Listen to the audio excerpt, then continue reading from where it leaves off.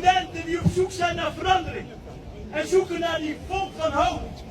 Dit is de hoop van de Papua's die zonder vrijheid leven in maximale onderdrukking. En Jakarta, heel veel mensen waarschijnlijk om ons heen verbaasd op reageerden, daar reageerden wij niet verbaasd op.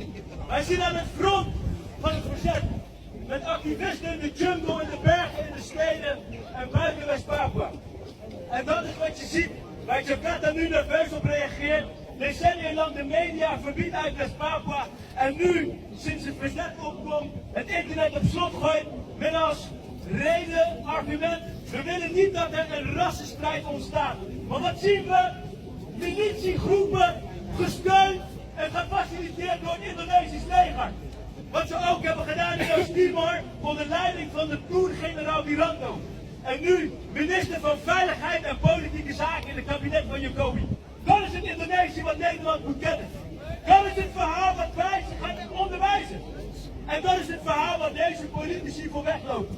En elk diplomaat die tegenover ons staat, die duikt weg. Omdat of ze moeten toegeven dat ze ontzettend fout hebben gehandeld, hypocriet zijn, en dat doen ze niet graag. Dus lopen ze met de bovenheid voor de waarheid dat aan onze zijde staat en het internationaal recht, een fundamenteel mensenrecht, wat wij opeisen. Niks meer en niks minder.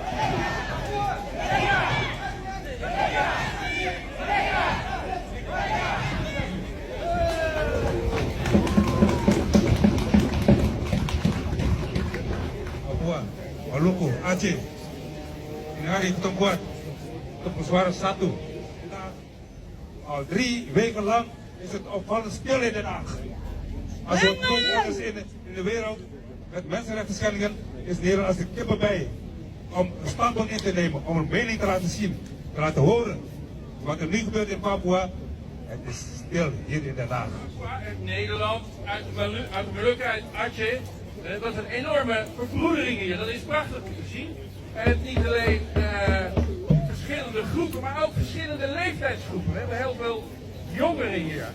En ik wil jullie aandacht vragen, vooral die jongeren, die nieuwe generatie. Dan zie ik daar staan op ons parlementgebouw en daar ben ik ontzettend blij mee, want ik ben ook Nederlander. Ik vier mijn stem. Maar als je een land bent waarin je je stem mag vieren, dan moet je je toch ook druk maken over de landen waar dat niet kan. The future is now. Change the future of West Papua. Change the future of Maluku. Change the future of Aceh. Change the future of the world.